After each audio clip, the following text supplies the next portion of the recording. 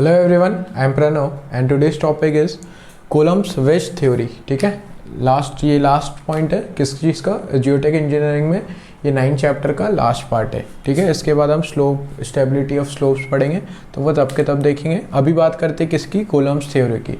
Coulomb's wedge theory, नाम में ही काफ़ी कुछ छुपा हुआ है। तो देखो, जैसे कि थ्योरी है तो उसमें अजम्पशंस होंगे। अजम्पशन होंगे तो किस चीज़ के लिए पढ़ रहे हैं, हम अर्थ प्रेशर पढ़ रहे हैं, तो अजम्पशन क्या क्या है देखते हैं। देखो, फर्स्ट सिंपल अजम्पशन है जो एज इट इज़ था, किस में था, रैंकाइन्स थ्योरी में। तो कैसा, homogeneous, isotropic, semi infinite, plastic, dry and cohesion. ठीक है, तो ये सारी चीज़ें मैं ऑलरेडी बता चुका हूँ, तो मैं बार बार एक ही चीज़ को नहीं डिस्कस करूँगा। तो ये सारी चीज़ें हर अजम्पशन में ऑलमोस्ट सेम होती है। ठीक है, वहीं अब आगे बात करें सेकेंड अजम्पशन किसका, कूलम्ब्स का, कि the face of the wall in contact with backfill is vertical भी हो सकता है और inclined and is rough। रैंकाइन्स में क्या था, रैंकाइन्स में था स्मूथ था और वर्टिकल था। यहाँ क्या बोला कि भाई ये वर्टिकल भी हो सकता है, ये जो फेस की बात करें वर्टिकल भी हो सकता है और इंक्लाइन भी हो सकता है, वर्टिकल भी हो सकता है और इंक्लाइन भी हो सकता है। ठीक है, और जो कैसी रहेगी, सरफेस इसकी रफ रहेगी। जब रफ सरफेस रहेगी तो कौन आएगा एक्शन में, फ्रिक्शन फोर्स लगेगा। स्मूथ में फ्रिक्शन फोर्स नहीं लग रहा था, यहाँ फ्रिक्शन फोर्स लगेगा। ठीक है, और अब बात करते हैं थर्ड अजम्पशन की। थर्ड अजम्पशन में देखो, the failure wedge act as a rigid body.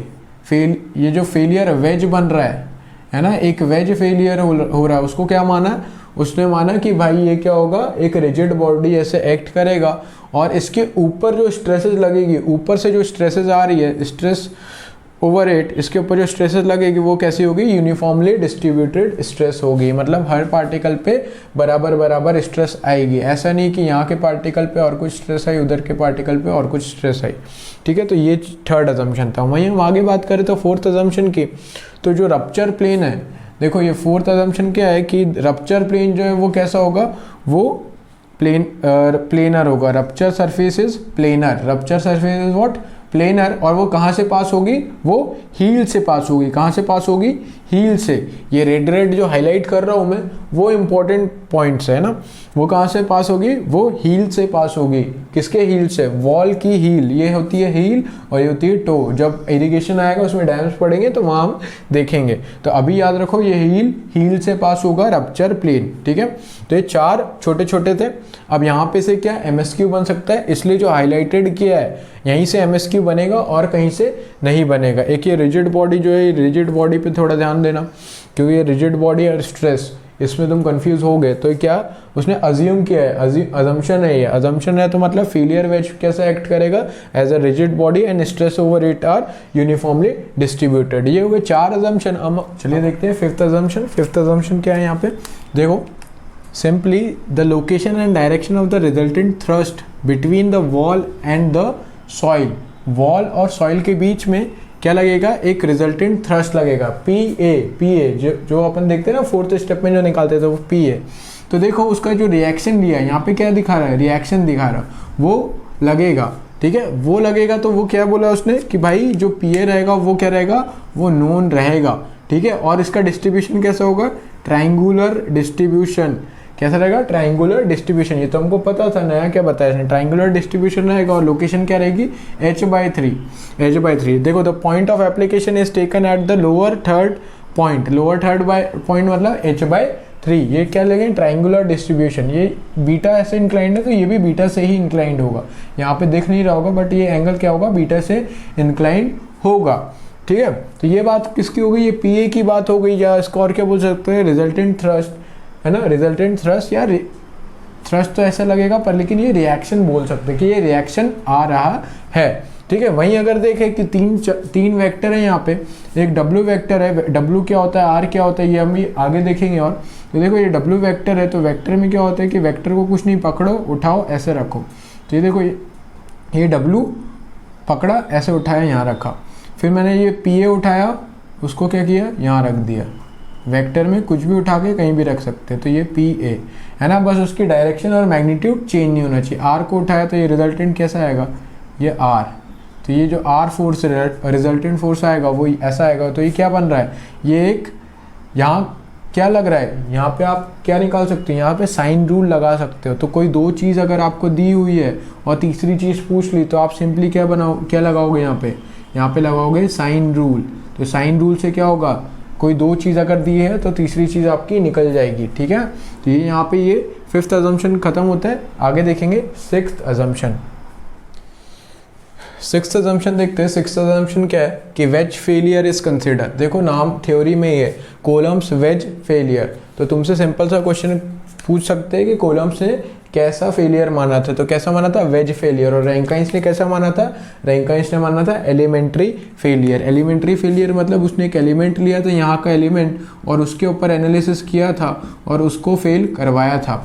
पर लेकिन कोलम्स ने क्या किया, ये किसने किया था, ये किया था रैंकाइन ने।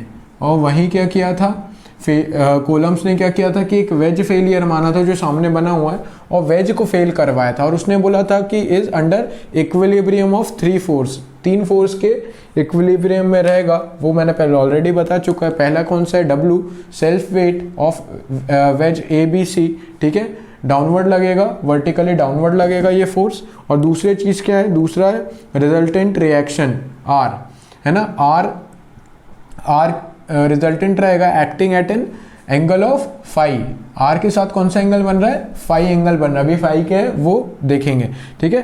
Phi with the normal to the slip plane, plane के साथ कितना एंगल बना रहा है, प्लेन, और ये प्लेन है और ये इसका नॉर्मल है। तो आर नॉर्मल के साथ कितना बना रहा है, फाई एंगल बना रहा है, ठीक है।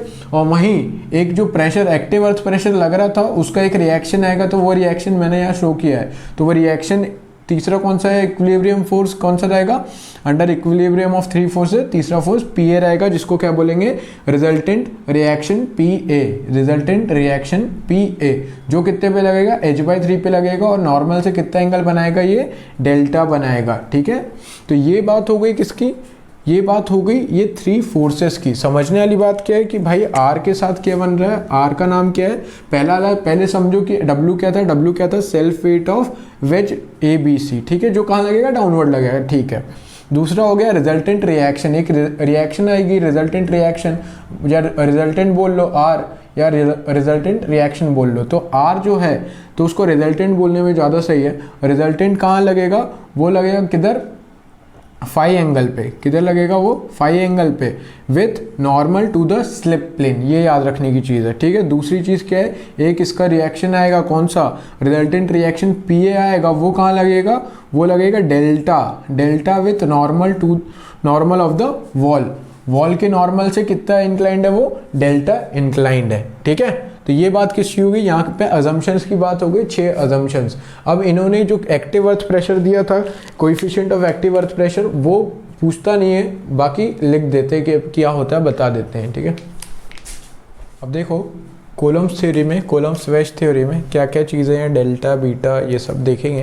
देखो सिंपली कोलम्स वेज थ्योरी में जो coefficient of active earth pressure होता है वो कैसे दिया जाता है, sec theta cos phi minus theta, ठीक है, upon under root of cos theta plus delta plus under root of sine phi plus delta, या फिर डेल्टा प्लस फाई बोल लो, into sine phi minus beta upon cos beta minus theta, ठीक है, और इसका होल स्क्वायर।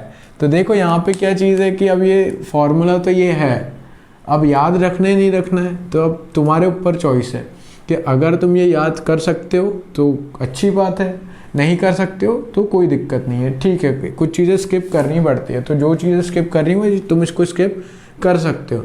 वहीं इसको स्किप करने के अलावा तुम क्या पढ़ोगे वो इम्पॉर्टेंट है। तो ठीक है, ये फॉर्मूला तुम स्किप कर सकते हो कि भाई फॉर्मूला ठीक है, तुमसे इतना बड़ा फॉर्मूला नहीं पूछा जाएगा, पर क्या पूछा जा सकता है, अगर ये पूछ लिया तो 100 में से 1-2 बच्चे कर पाएंगे, बाकी के 98 नहीं कर पाएंगे। बट अगर पढ़ते हो तो अच्छी बात है, नहीं पढ़ते हो तो डरने की कोई बात नहीं है, ठीक है, कोई दिक्कत नहीं है। अब देखो यहाँ पे बीटा क्या है, बीटा ये वाला एंगल है बैकफिल के साथ, इंक्लाइंड एंगल जो है ना बैकफिल के साथ, ये बीटा है। फाई क्या है, फाई ये वाला एंगल है, फाई इंटरनल एंगल फ्रिक्शन, ठीक है। और वहीं डेल्टा जो ये बन रहा है, angle of friction between rough थी ना ये सरफेस, तो एक एंगल ऑफ फ्रिक्शन आएगा किसके बीच में, वॉल और सॉइल के बीच में, तो वो डेल्टा है, जिसको जनरली क्या लिया जाता है 2/3 ऑफ पाई लिया जाता है, ठीक है। वहीं अगर थीटा की बात करें तो थीटा कौन सा एंगल है, एंगल याद रखना कौन सा है, एंगल बहुत इंपॉर्टेंट है, ठीक है। अब वो क्यों इंपॉर्टेंट है बताता हूँ अभी।